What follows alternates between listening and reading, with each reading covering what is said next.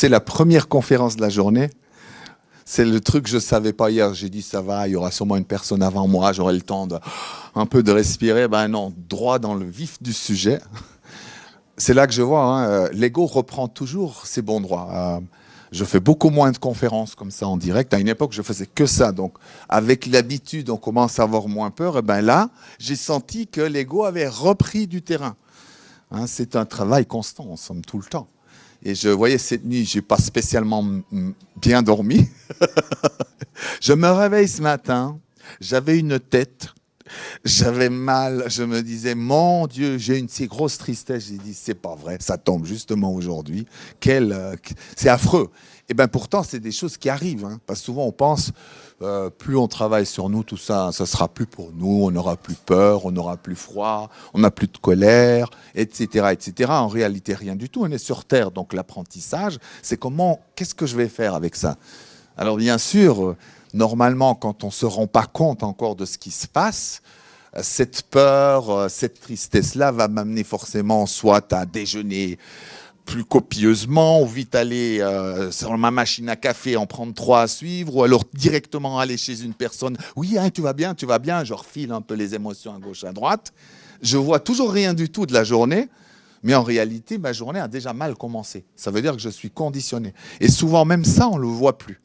Alors bien sûr, on peut aussi refuser ces états d'âme. Moi, je vois, tout d'un coup, on est là, on se dit « Ah, mais non, mais après tout ce travail, nom de chien, tu ne devrais plus avoir peur, plus de tristesse, merde, une journée qui commence mal. » Donc là, on est dans le conflit à l'intérieur. Ça ira pas non plus comme ça, d'accord? Alors je me dis « Tiens, mais qu'est-ce qui se passe? Qui a peur, en somme, à l'intérieur de moi? » Ça aussi, qui a peur? Et tout d'un coup, je vois que c'est un enfant. J'ai toujours été un enfant très timide, en réalité, ça n'a pas l'air, mais... donc à l'idée de parler en public, et en plus je savais qu'il y aurait des gens que je connais, donc ça c'est le pire, qui viennent peut-être me jauger, ou des collègues du même métier, hein, qui sont là. Et là, la peur augmente. Donc, en somme, j'étais dans une blessure ce matin de l'enfant qui a peur, mais une peur qui s'est transformée en désespoir. Et c'était fort ce matin, très fort. Je me suis dit, merde. En plus, pour aujourd'hui, c'est vraiment mal tombé. Mais ça peut être une très bonne nouvelle aussi, finalement. D'accord? Parce que c'est une chance pour moi de pouvoir travailler cet aspect-là de moi. Alors, comment le faire? Concrètement. D'abord, je me suis levé, j'ai été un peu dans ma salle de bain, et j'ai dit, bon, comme tu es dans la peur, oui, tu peux fermer. Oui. Donc, j'ai été dans la salle de bain, et puis j'ai commencé à faire...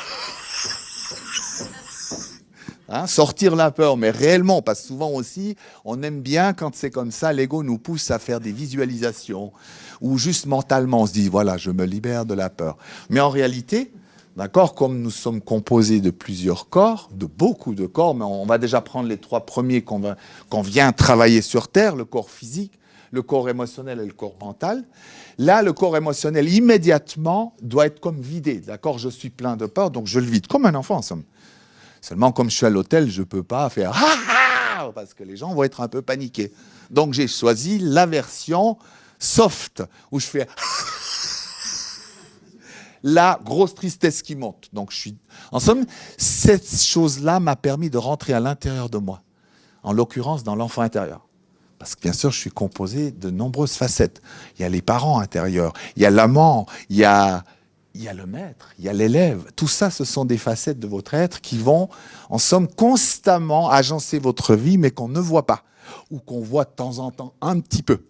Mais ça nous échappe. Donc, ce fameux matin, je me suis dit, tiens. Puis après, une fois que la tristesse est là, j'ai pris un coussin, parce que je n'avais pas de teddy bear ou comme ça, où je me suis dit, tiens, je vais prendre ce coussin comme si c'était un peu mon enfant à moi. Et je lui parle, je lui dis, ça va aller. Tu sais, on a déjà fait beaucoup de conférences. Tu viens juste derrière moi. Et je m'imagine faire ce geste-là. Je suis là, comme un excellent parent. Et tout d'un coup, je me calme à l'intérieur et je sens ma tristesse disparaître. Avant, j'ai pleuré un peu, parce que c'est vrai, des fois, ça m'a amené dans des extrémités de la peur de l'autre, de parler devant les gens. Même là, quand je vous parle, ça me fait des émotions, parce que c'est... Quelle traversée pour parler devant vous, vous imaginez pas. C'était pour moi le pire cauchemar, c'est un jour de devoir parler devant du monde. Eh ben, après tout ce temps, j'y travaille encore. D'accord? Là, on rentre dans quelque chose de concret comme travail et aussi la conscience. Elle vient fine. C'est que tout d'un coup, vous voyez dans ces aspects-là de vous qui ont des émotions, qui ont des formes pensées. C'est-à-dire, vous allez voir les blessures. Donc, concrètement, je dois faire quelque chose en action pour pouvoir me guérir. D'accord? Et pourquoi je le dis là devant vous? Parce qu'il n'y a pas plus simple. Au moins, vous avez ma matinée en direct. Comme ça, je ne vous dis pas la constance des blessures à l'intérieur, de l'abandon et tout ça. Vous me dites, waouh, génial. Mais on est un peu éloigné du sujet. En réalité, ça se passe là, maintenant, comme ça. Donc, la journée, je peux la transformer en quelque chose d'heureux. Pourtant, comme c'était parti ce matin, il y a 20 ans en arrière, ça m'aurait pris, je pense, 3 semaines de dépression, dire, tu vois, t'as à nouveau peur, t'es complètement nul, t'y arriveras jamais. Bref, comme l'ego sait très bien faire, même si vous l'entendez pas, l'ego, constamment, vous brime, vous casse. Alors, si vous n'entendez plus ces petites voix à l'intérieur, c'est justement très mauvais signe. Ça veut dire que votre ego a eu raison de vous, on ne s'entend plus. Normalement, on devrait s'entendre clairement. Avec le temps, ça devient plus posé. C'est-à-dire que les voix, je les entends, mais sans qu'il y en ait 1000 en même temps. Ça, c'était quand j'avais 20 ans. Je me dis, putain, mais je suis complètement malade. J'avais l'impression d'avoir tellement de pensées et d'émotions en même temps qu'on coule. Mais avec le temps, on entend. Commentaire de l'ego. Comment tu vas t'en sortir ce matin? En plus, tu dois déjà parler un petit peu avant. J'entends mon ego qui me dit, tu vois, tu as toujours peur. Je t'ai bien dit que tu n'y arriverais jamais. J'entends. Je dis, mais tu as tout à fait raison, mon ego. Tu as tout à fait raison. On ne va pas y arriver. Des fois, je fais de l'humour. Ou des fois, je lui dis, je te vois faire.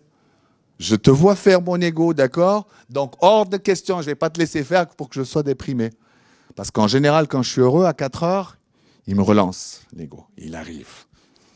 Tout d'un coup, il me dit, tu as regardé pour tes factures à la fin du mois? Comment tu vas les payer? Donc, si vous n'entendez pas cette petite voix, vous entendez juste la conséquence. C'est que tout d'un coup, vous êtes heureux, et voici qu'il est 16h05, c'est la dépression. Comment tu vas? Non, je ne vais pas bien. Je ne sais pas pourquoi, d'ailleurs, une tristesse m'a envahi. Eh ben, c'est ça, c'est une attaque en bonne et due forme de votre ego. Donc, le but, c'est de le voir et de le ressentir, mais de pouvoir faire quelque chose avec ça.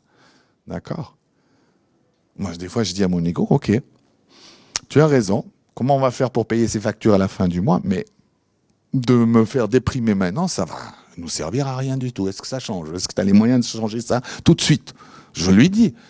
Et je vois qu'il n'a pas de réponse. D'accord? Donc, du coup, vous commencez à avoir une vie intérieure très riche. Où vous allez voir tout ce qui se passe, c'est énorme. C'est énorme. Dans une journée, à quoi vous jouez réellement? Avec vos amis, qui êtes-vous? D'où viennent les problèmes quand vous êtes en couple? C'est vrai, parce que souvent, on est un peu lointain. Oui, c'était pas dans l'instant présent, c'est ton mental. Ce genre de phrases, toutes faites, bien faites, mais qui ne riment à rien. Parce qu'en réalité, c'est nouveau, en bonne et due forme, des histoires d'ego.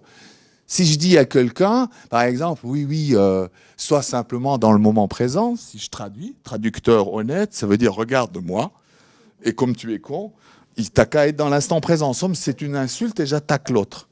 D'accord? Ou quand je dis à quelqu'un, oui, tu vois, c'est mon mental, ça veut dire regarde comme on est intelligent en dessus de la masse, en somme des gens. Mais le problème de fond, on ne le règle pas.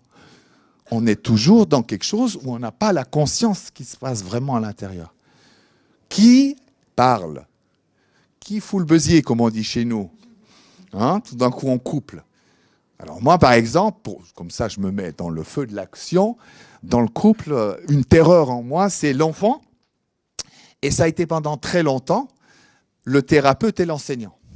C'est-à-dire que c'est des facettes de nous qui prennent tout le temps la place sans qu'on s'en rende compte. Et c'est une vraie catastrophe. D'accord? Quand vous cherchez, mais d'où viennent ces conflits, c'est souvent des parties comme ça. Un enfant qui a souffert, c'est pas grave, je vais vous culpabiliser un peu. Un enfant, par exemple, qui a été traumatisé, qu'est-ce qu'il va faire? Par exemple, si je vois, moi j'avais des règlements de compte à faire avec ma mère, c'est incroyable combien je cherchais le conflit en couple et à montrer que c'était la femme, le méchant, la maman, tu vois. Et pour ça, j'avais une technique très au point. Je cherchais des femmes qui géraient très mal les émotions et moi j'étais toujours zen. Oui, mais tu vois, c'est pas grave, ça peut arriver. Tu vois, ce genre de voix mielleux qu'un jour on a presque envie de casser la figure. Mais En apparence, ça paraît être quelqu'un de gentil, mais quand je fais ça, je commence à alimenter le conflit. Mais qui fait ça à l'intérieur? Qui cherche des conflits? Donc du coup, à l'extérieur, les gens voyaient toujours que j'étais avec des femmes méchantes, agressives, et moi, le gentil, presque un saint. Il y a quelque chose qui ne joue pas. Hein. Eh bien, on peut voir comment ça se passe. Ou alors, le thérapeute, c'est-à-dire ou l'enseignant qui était toujours là. Donc, par exemple, on arrive à Nice, on se repose, le soleil est là, les vacances, tout pourrait être merveilleux, mais non. Il y a quelqu'un qui embête tout le monde tout le temps, enfin, pour ne pas dire un autre mot grossier. On est sur le transat et je me souviens où je disais, tu vois, ces vagues, ça me fait penser à ce remous incessant. On se dit, oh non, pas encore. Et tu parles pendant 1 heure, tu enseignes à l'autre. Et ça, en somme, ça crée à nouveau des misères et des conflits. Parce que ça veut dire que je suis tellement frustré dans mon enseignant que j'enseigne pas officiellement. Et ben du coup, j'ai décidé qui je prends en otage. Ma compagne. Voilà, ça, elle va être mon élève que je prends en otage, que je lui demande rien. Et à un moment donné, qu'est-ce qui se passe? Ça crée des conflits. Parce que la personne dit, mais tu peux pas changer de disque. Regarde, la mer est belle, on pourrait même aller s'envoyer en l'air. Non, tu nous parles du Bouddha, tu nous parles des vagues, comme elles sont grandissantes. Et du coup, on ne voit pas qu'on est complètement décalé. D'accord? Pourquoi on fait ça? C'est parce que souvent, on est en insécurité. On a peur. Et donc, quand on a peur, des facettes de nous qu'on a l'habitude, elles vont prendre place. Et celles-ci foutent le bordel, partout où vous allez. D'accord? Même quand vous êtes ici, tout d'un coup, si vous avez une facette enseignante frustrée, vous verrez que même entre les toilettes, vous allez trouver quelqu'un que vous allez enseigner. Moi, j'appelle ça les enseignants de couloir, dont je faisais vraiment partie. J'allais à un stage de quelqu'un, mais entre les couloirs, c'est moi qui enseignais à tout le monde. Et quand vous faites ça, vous ne demandez rien à personne, vous êtes tyrannique. Et ça vient d'un déséquilibre. Donc tout ça pour vous dire, et là on parle vraiment de ce que c'est de devenir conscient.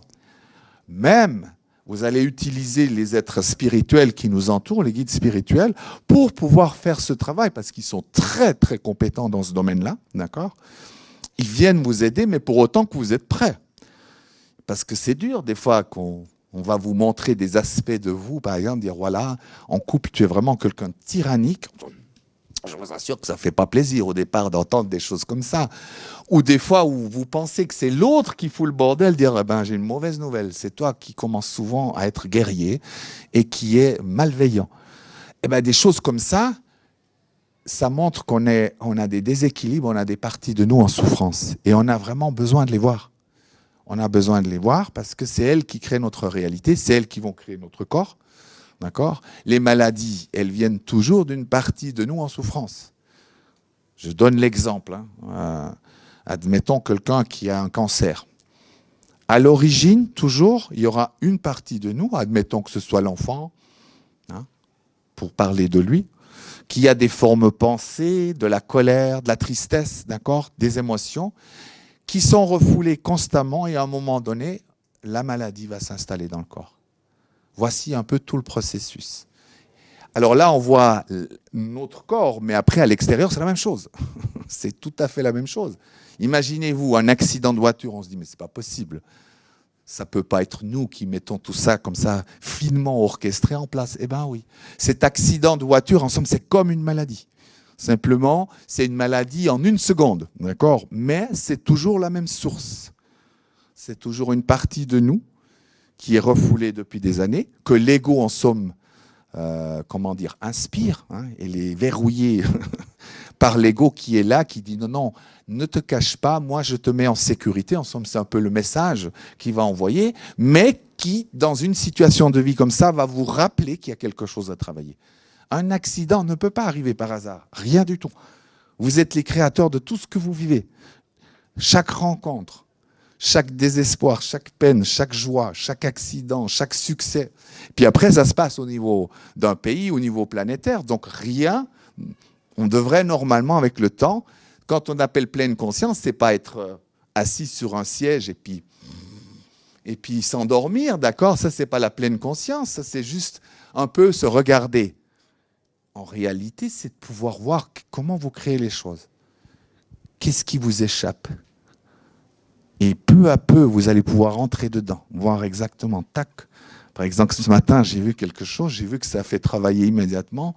Je vois qu'une plante se renverse sur un stand, mais je voyais parfaitement pourquoi cette personne l'a renversée, parce qu'hier, il y a quelque chose qui s'est passé avec cette personne, et j'ai vu, ça lui a fait mal. Donc, en réalité, elle n'a pas vu qu'elle a réglé les comptes. Mais on peut tout à fait le voir, hein, les facettes à l'intérieur de nous, comment ça se passe, des fois même des semaines après. J'ai là l'exemple d'une femme avec qui je devais sortir, je devais avoir 20 ans. Et comme j'étais le dernier au courant, je n'ai pas du tout apprécié la manœuvre. Et je me souviens, j'ai dit, oh ben non, si ça commence, imagine-toi, je vais dans la ville à côté, tout le monde me disait qu'on était ensemble et moi, je ne suis même pas au courant. Ah, j'ai dit, non, non, non. Mais elle m'en a voulu. Et puis c'était une manière très élégante pour moi m'échapper de la relation, hein, soyons honnêtes. Eh bien, on s'est revus 10 ans après la première chose, la frappe est venue immédiatement. Donc, pendant 10 ans, le temps n'a pas passé pour cette facette, elle m'a immédiatement réglé les comptes. Bon, à l'époque, j'étais très maigre, elle m'a dit, ah bah dis donc, tu m'as pas l'air en bonne santé, tu as bien maigri, tu vois. Mais j'ai pu voir que ça venait de cette facette qui avait été blessée 10 ans auparavant. Et c'est là, je me dis, c'est incroyable. C'est ça qui gère le monde derrière. Et moins vous êtes conscient à ce niveau-là, qu'est-ce qui va se passer? Plus c'est l'ego qui va donner des solutions alternatives, d'ailleurs, qui ne fonctionnent pas, c'est pas grave. Donc, du coup, vous voyez comment ça se passe. Eh bien, le but, c'est de pouvoir aller là-dedans peu à peu. D'accord?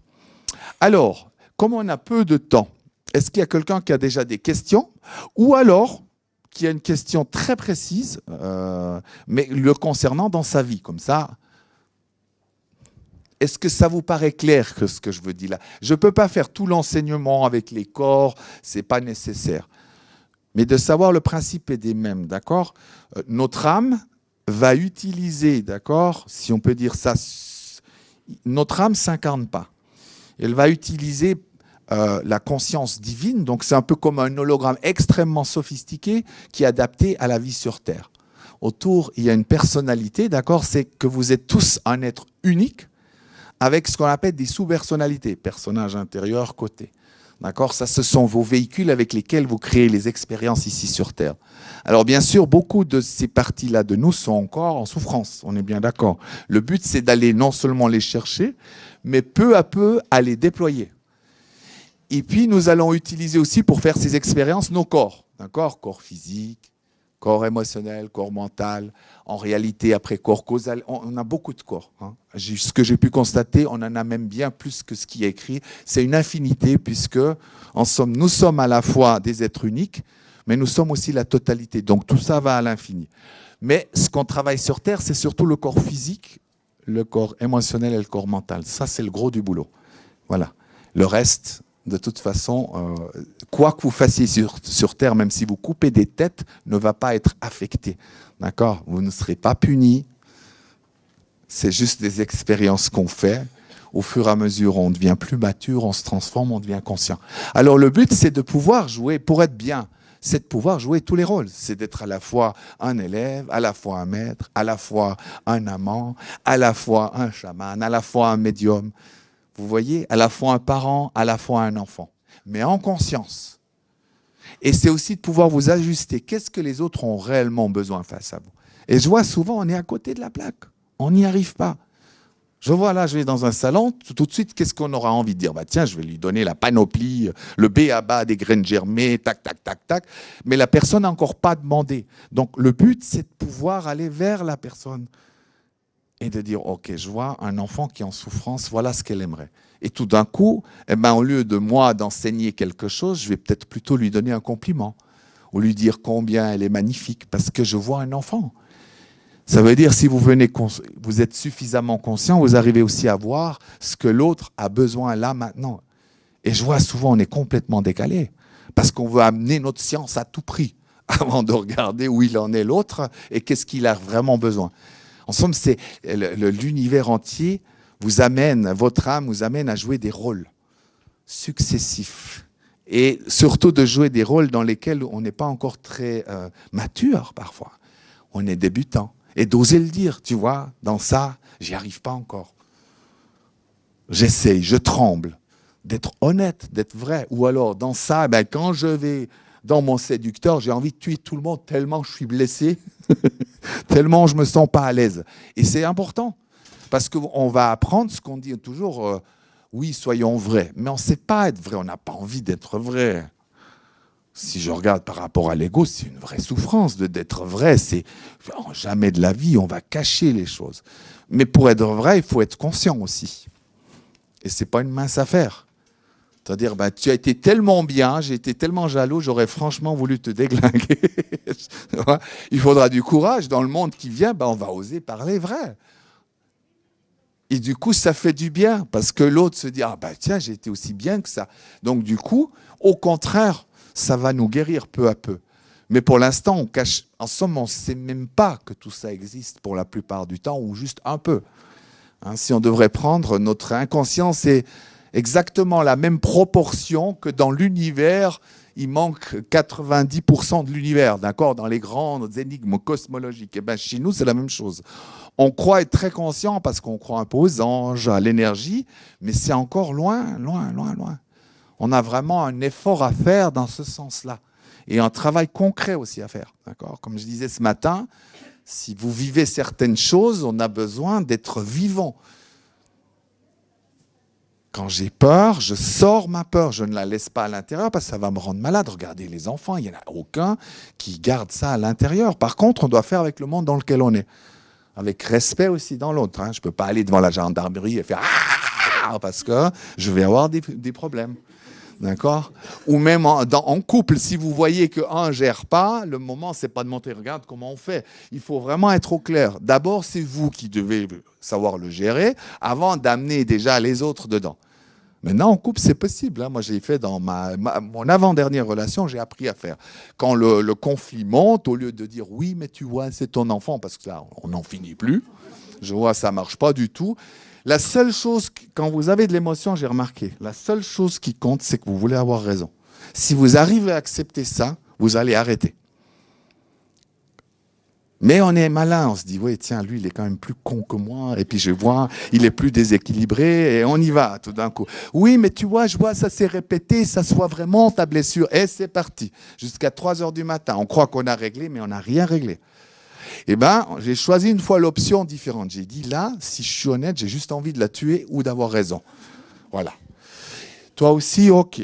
Donc, on va essayer quelque chose. Et c'est vrai qu'on a une fois fait un face-à-face comme ça, mais vraiment... Oh, mon Dieu, l'énergie est montée, c'était tellement fort, je me suis dit, ah ouais, pour une petite colère... ouais, tu sais, la petite colère, une petite tristesse, là je voyais. J'ai dit, voilà comment l'ego il fait. Tout est petit, rien n'est grave, tu vois. Il y a rien. Ça veut dire, en somme, le message qu'il envoie, il n'y a pas besoin d'évacuer quoi que ce soit. Au moment où on a fait ça, c'est vraiment, j'ai vu les étoiles. C'était tellement fort. Et puis à un moment donné, je regarde et on commence à rire les deux. Et je dis, mais de quoi déjà était, qu'est-ce que c'était la nature du conflit? On avait totalement oublié.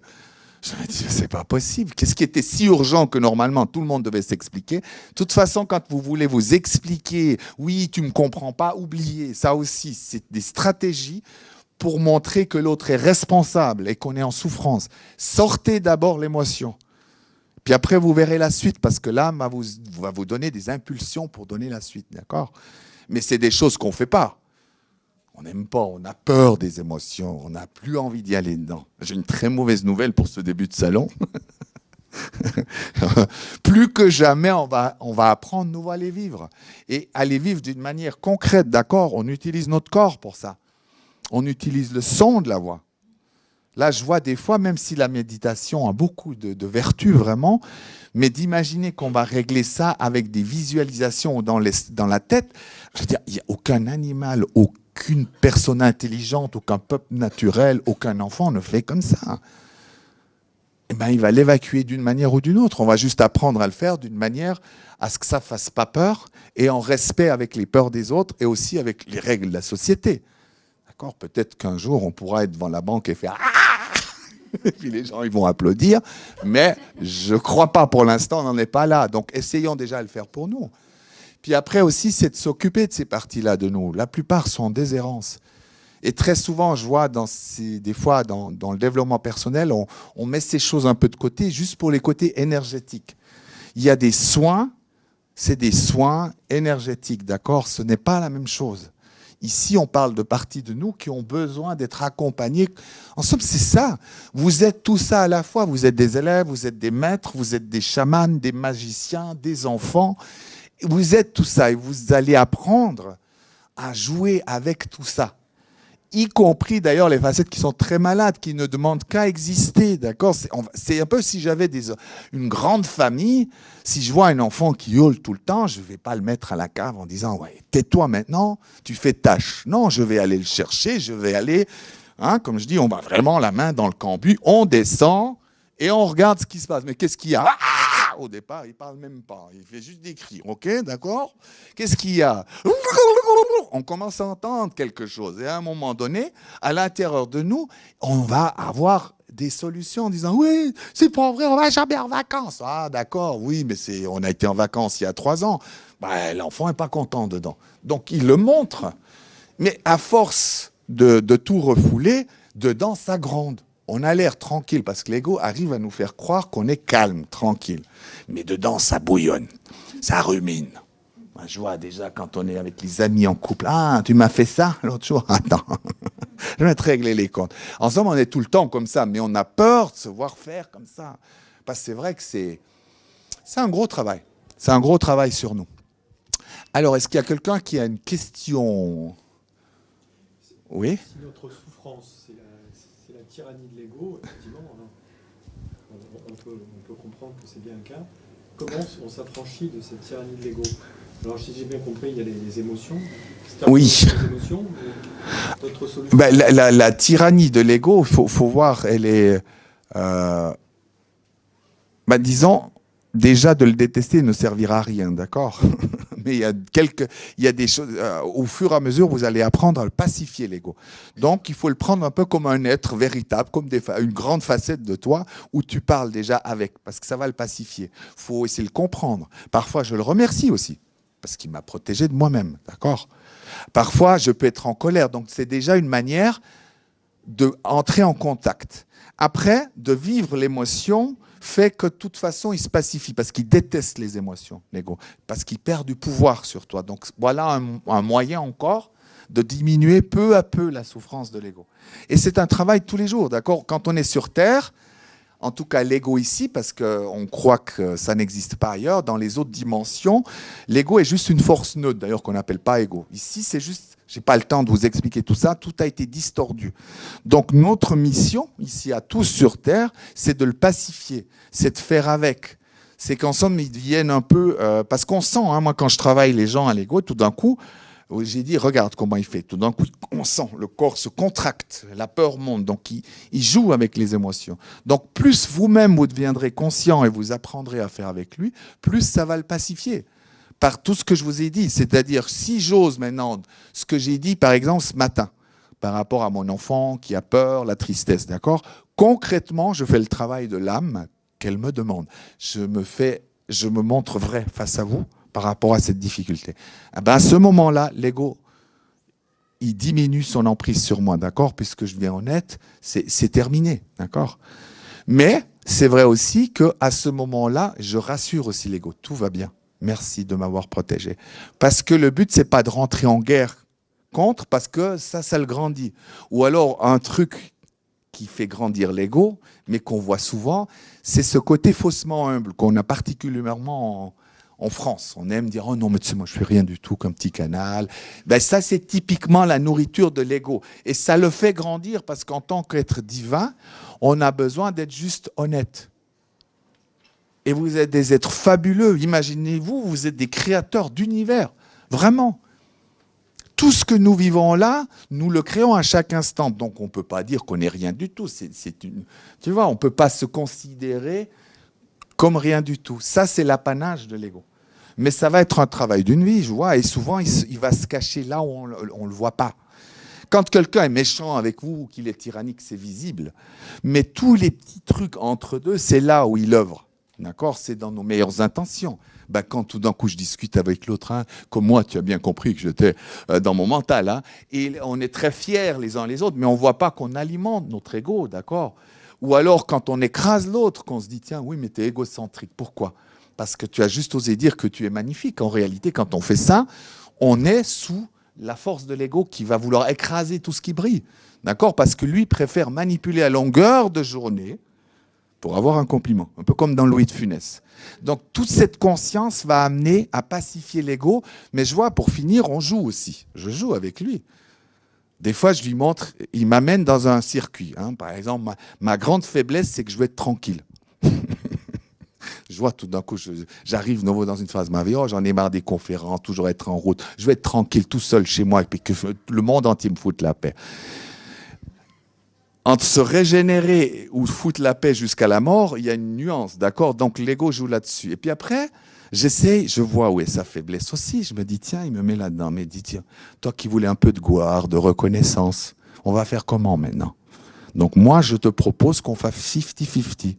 50% canapé, on reste tranquille. Les autres 50%, on va mettre l'énergie peut-être pour faire le livre. Donc je négocie. Parce que je me rends compte que si je pense que je suis trop évolué, c'est sa force aussi. Je négocie avec lui, donc je vois qu'il se pacifie. Parce que je lui montre que je suis conscient de mes limites, mais aussi de ce qu'il me propose, que c'est pas mal, mais je lui montre qu'il n'est pas non plus très clair avec moi, l'ego. Je veux dire, toi, tu voulais un petit peu de gloire, elle est où? Donc il se dit, tiens, ouais, quand même, on n'aura pas fait tout ça pour rien, tu te rends compte quand même. On est arrivé jusque-là, il faut y aller un peu plus loin, c'est un peu comme le bol de sangria, il faut oser y aller. Et du coup, on commence à jouer. C'est ça, notre âme a envie qu'on joue avec tous ces aspects-là de nous. Qu'on sorte même avec des choses dramatiques, on peut le faire avec le sourire. Vraiment, moi, je le découvre cette dernière année particulièrement, les choses qui paraissent être difficiles, terrifiantes, si on trouve des amis avec qui on peut jouer, eh bien, on peut dire des trucs horribles, mais qui font presque, que j'oserais jamais dire, mais que ça nous fait rire de nos propres déboires ou de voir comment l'ego pense. Des fois, je lui donne, tiens, mais qu'est-ce que tu aimerais? Oui, alors tu vois, lui. Ensemble, vous n'arrêtez pas de juger à l'intérieur. Votre ego juge tout le temps. Même quand vous ne l'entendez pas, chaque personne qui voit, il a déjà fait une radiographie négative de la personne. Mais si vous osez voir ça avec amour, eh bien, l'ego, tout d'un coup, dire oui, j'ai vu, tu as raison, mon ego, il a ça, il a ça, il a ça. Ok, mais je ne vais pas le dramatiser, je ne vais pas lui donner de la force, d'accord, dans le sens, oui, c'est vrai, là, c'est la haine qui monte, oui, tout à fait, méfie-toi de cette personne, elle est dangereuse pour toi, ne l'approche pas trop. Je lui donne raison, juste une partie. Et du coup, peu à peu, je vois, on commence à le pacifier, peu à peu. Mais il y a du boulot parce que le jour où on aura totalement pacifié l'ego, ça veut dire que vous êtes complètement réalisé. C'est-à-dire que vous êtes capable de régénérer votre corps sans avoir de maladie. Vous êtes immortel même dans le corps physique. Donc pour moi, pour l'instant, c'est très lointain. Tu vois, c'est pas dans le travail qu'on fait maintenant. À mon avis, c'est un peu comme de la science-fiction. D'accord? Donc ça va pas nous aider au quotidien, en somme. Okay. Question? Est-ce que vous avez une question? Mais vous pouvez directement poser quelque chose de votre vie aussi, comme ça vous avez directement... Oui? Moi, j'ai une question complètement personnelle. Oui, c'est très bien. Oui. Ben, chez toi, en l'occurrence, c'est un enfant, ben, justement, une des clés. Qu'est-ce qui crée une dépendance? Ben, l'émotion, vraiment, est une des clés premières. Moi, j'ai vu... Le fait que j'ai énormément d'agressivité à l'intérieur de moi, et bien comme je gardais beaucoup, fait que la cigarette me permettait d'anesthésier et de fuir. Mais pas seulement. Je voyais que dans l'autre extrême, le fait d'être en manque total de câlins, mais c'était tout le temps, c'est pas chez tout le monde la même chose, mais l'enfant est souvent très proche de la cigarette parce que c'est une compensation aussi qu'on a. Après, à un moment donné, c'est que vous mettez tout. Moi, je voyais la cigarette quand j'étais en colère, cigarette. Quand j'étais joyeux, cigarette. Quand j'étais triste, cigarette. Bref, ça venait, hein, c'est un peu comme l'alcool. On fait la fête, on est déprimé, on prend de l'alcool, et puis pour finir, ben, on boit 8 litres, comme j'ai vu, d'alcool. Donc là, on est dans l'autre extrême, d'accord? Mais ça montre clairement, il faut que tu sois, à mon avis, plus physique et que tu te donnes des temps d'émotion. Ben, on va bien faire un petit peu de sport, hein, on va sous la douche pour être propre. Donc pourquoi pas avoir la même hygiène, en somme, avec les émotions? De dire, je consacre combien de temps pour mes pleurs, pour mes colères. Alors, tout le monde dit, moi, je n'ai pas de colère, moi, je me sens bien. Mais c'est Vous pouvez être sûr qu'à l'intérieur de vous, en général, on a beaucoup plus de colère que de joie. Si vous allez chercher à l'intérieur certaines facettes, croyez-moi, elles sont en colère depuis des années. Donc du coup, ce que je te propose déjà Mais au départ, ça va faire l'effet inverse. Au départ, quand tu commences à sortir l'émotion, tu as vite envie. Et c'est là qu'il ne faut pas craquer. Ça veut dire que tu commences à aller, comment on appelle ça pour les toxicomanes, en sevrage. C'est un sevrage, mais au niveau émotionnel. C'est très fort au départ.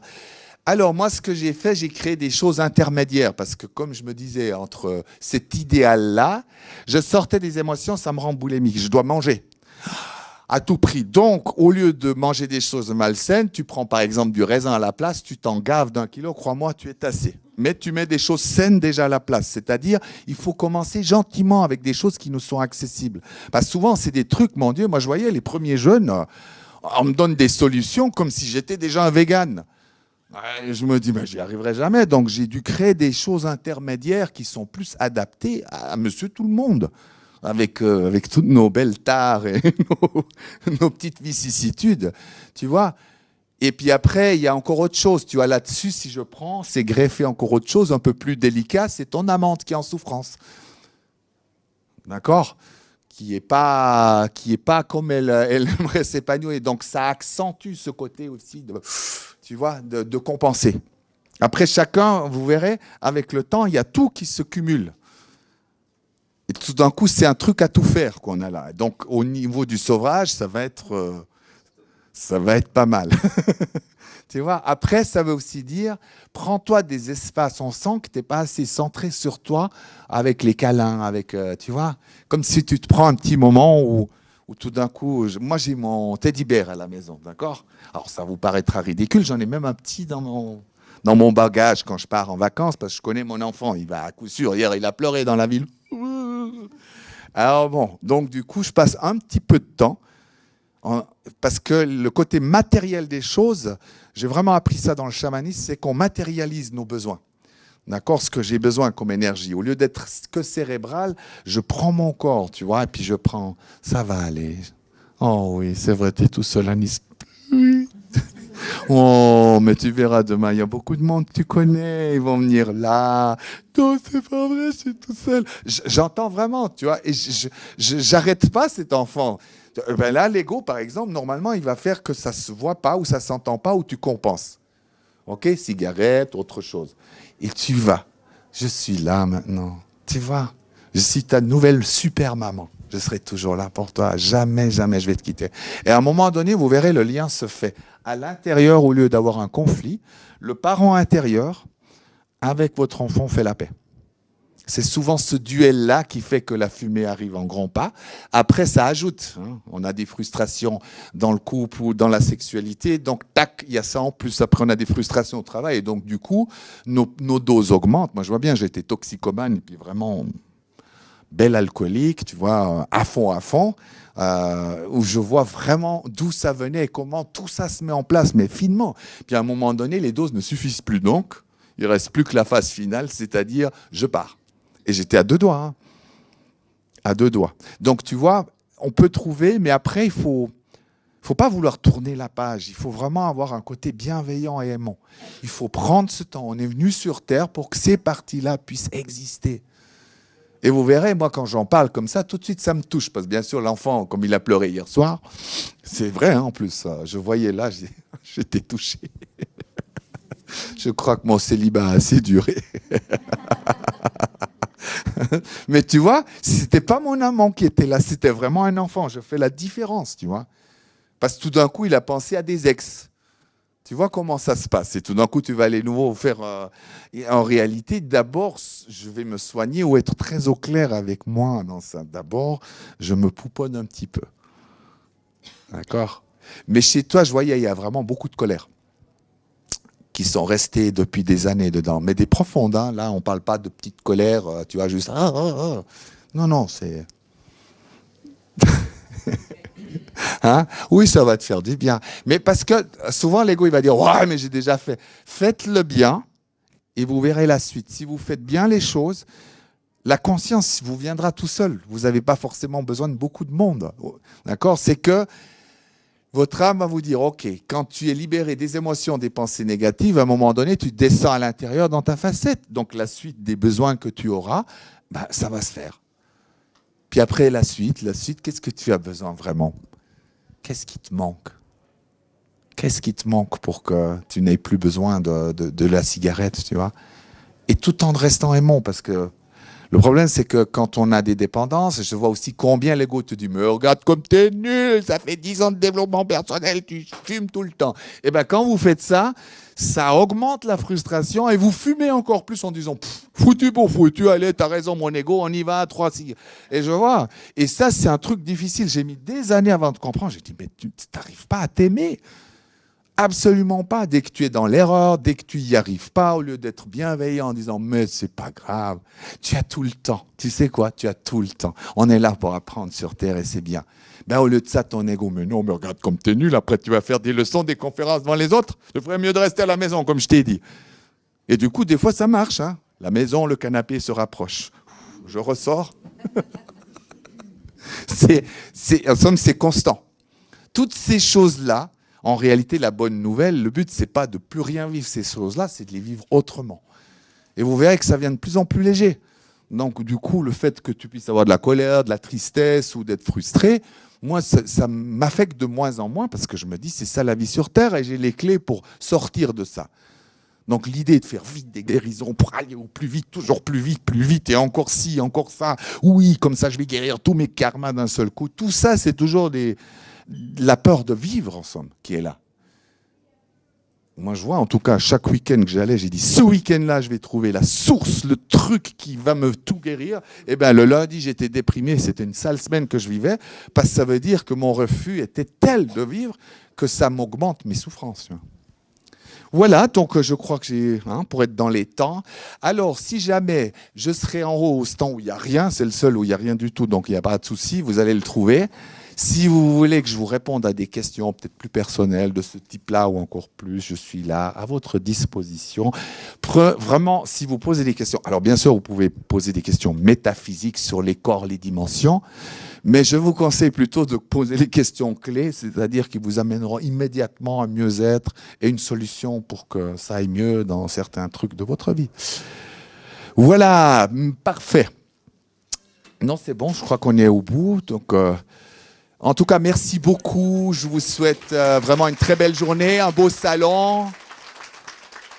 Allez, osez visiter un peu tous les stands, tester, expérimenter. Il y a des gens merveilleux. Merci beaucoup. Oui, oui. Oui, oui. Non, mais parce que je sais que c'est arrivé une fois pendant une conférence que quelqu'un a fait 15 minutes de plus. Donc moi, j'avais plus que 30 minutes et j'ai fait un cirque là-dedans et tout le monde m'en voulait. J'ai dit, mais vous voyez, en plus, c'est moi le méchant. Celui qui a osé, c'était la vedette du salon. Attends, tu vois. je peux te dire un mot. Oui.